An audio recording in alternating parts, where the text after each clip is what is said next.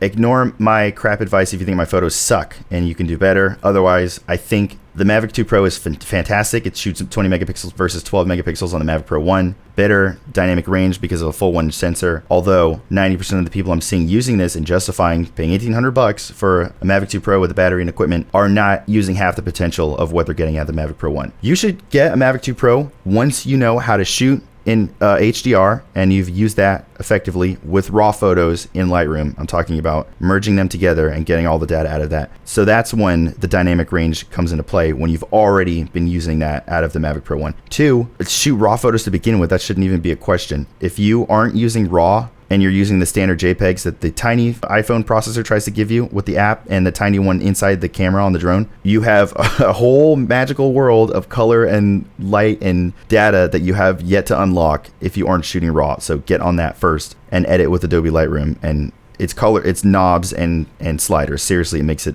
super easy for you. 3, the last thing, which is kind of advanced, but I don't know if you're into doing all this, it's shooting in Panarama. And I don't mean so that you get a nice wide view from left to right like you do with the iPhone. I mean so that you have so much more data that it feels like you're shooting with a drone from 5 years in the future. When you shoot 20 megapixels with a Mavic 2 Pro and you shoot a 9-photo panorama, what are you working with, like 180 megapixels? But the point is that there's so much more data in all of that with shadows and highlights. It feels like it's a completely different camera. And the second reason I do that is so that you can get really, really close up to your subject. Normally you'd have to back up to get a building in full view, but shooting Panorama, you can get super close, shoot like right in front of it because it shoots a photo in every direction, and then crop out the parts you want to use. But more importantly, it gives you these wild, vivid angles where you can see how deep a building is or how, far the horizon is, and it looks a million times better. You can do this with both drones, so don't fret if you haven't unlocked the full potential of the Mavic Pro 1. You still have a lot of room to grow, and that's fine.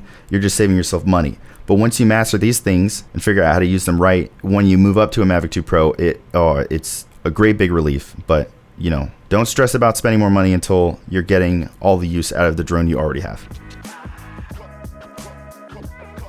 I want to show you the before and afters for a lot of these, just so you get the idea that it really, really is important that you edit these and stitch together panoramas in Lightroom so you don't get any weird warping. The issue is that I got a lot better at editing and stacking panoramas and HDRs once I got a Mavic 2 Pro and I've had like 8 months to practice with it, versus when I had a Mavic 1 Pro and I just started toying around with HDR and panorama. You have to cut me some slack when we get to the Mavic 1 photos. But one really good thing about panoramas is that it's great for city horizons and skylines, and you can send it to local marketing agencies. Whenever you take one once a week and say, hey, remember me, I'm the drone guy, you can use this photo for free, or your clients, wherever you want. But just remember me if you need a drone pilot sometime. You can also do this with PR companies who seem to be a lot more direct and a better resource than marketing people who probably get spam all day long. I go over business stuff in my course and other videos, so look out for that.